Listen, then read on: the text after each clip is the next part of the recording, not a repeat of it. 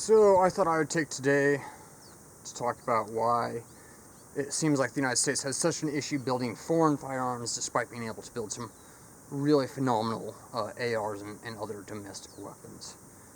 And in particular, it's companies that specialize in building these rifles. Companies like IO Inc. or Century Arms. And why is it that they cannot seem to build a decent AK? Or when they bring in an AK and they put in the parts for 922R, which is a federal law on the number of US made parts in foreign scary rifles, not assault rifles, or they just scare the left. Why is it that they seem to keep screwing the pooch on those rifles? And the biggest difference is who's making them and what their customer base is. We say that the United States can build really nice ARs, but it's not everyone in the United States who builds really nice ARs. It's companies that have a reason to do so. The reality is that as many problems as Century Arms has building an AK, Anderson has the same problems built. Well, they're different problems, but they still have issues building a good AR. We often say things like mil-spec means the lowest bidder. Well, that's not entirely true, right?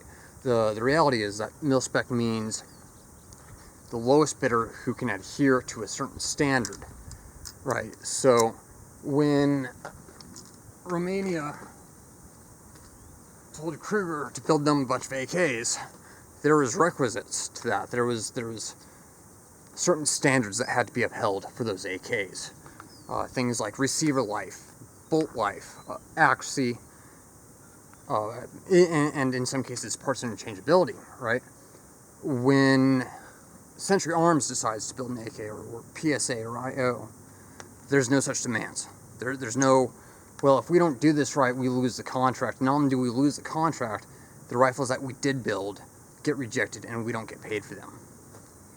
And again, this is why, even though Anderson is able to produce AR-15s much more cheaply than Fabrique Nationale can, they didn't get the contract. And the reason is very simple, is that they could not have upheld the quality standards requisite to have that contract. And as such, they didn't apply for it. They know what they do well. They make a lot of really cheap rifles.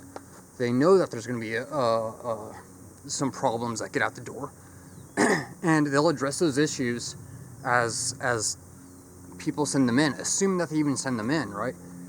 If Fabrique Nationale made a rifle where the buffer detent hole was located too far back, and they made a bunch of these, what would happen is the United States government at the Picatinny Arsenal would do a first order inspection of them and say, sorry, no, we're not taking these. You can have them back. We're not paying for them. Come back and try again. When Anderson does it, what happens is a bunch of people complain about it. Some of them send the receivers back, and Anderson just provides a stupid Band-Aid fix that's really not appropriate. And just the very fact that the offset buffer detent solution exists is evidence that the United States, or that there are companies within the United States that has just as many problems producing AR-15s as Century Arms has producing AKs. When you think about it, if Century Arms gets in a bunch of FAL parts kits from Brazil, and they go through the 922R conversion and all that, and some of them have bolt catches that don't quite work right, they only have to deal with those rifles. They don't have to deal with that entire lot being rejected. And they also know that there's a good chance that those owners won't even send those rifles back, they'll just fix them themselves.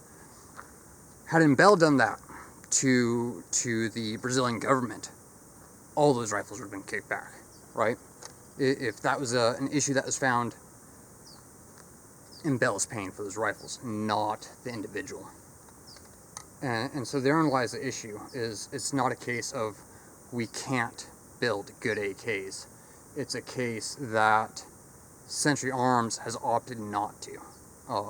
They've opted that we don't care if we don't have the processes in place to make sure that every AK is up to snuff. We don't care if someone forgot to rivet the piston to the carrier, as is the case with this rifle. Right, there should be a rivet right there, and it's not there. Right. Had Kruger done that to the Romanian government, and they had done a bunch of rifles like that, the Romanian government would have paid for those, and they, depending on what the contract was, they may have even fined them and said, well, you promised us these rifles and you need to deliver them somehow. Century Arms knows that they don't have to deal with that. They know that most of these rifles will never see 1,000 rounds, and so if the rifle only has a 2,000 round receiver life, that's okay. Whereas when the Picatinny Arsenal does a first order inspection of an M4 carbine, they pick 6 out of every 1,000, or out of that shipment that month, whichever one's smaller. Those rifles will go through 5,000 rounds, and they're only allowed something like 6 or 7 failures. And if those failures occur, and they can't pass muster, Fabrique Nationale will get those rifles back with no money, and that's a huge problem, because now what do you do with these rifles? And when you have companies that are supplying, particularly only to the entry level market, those problems just don't exist. Now, that doesn't mean that there aren't companies that focus on civilian arms that don't do an exceptional job. We have companies like Rifle Dynamics who make really exceptional rifles.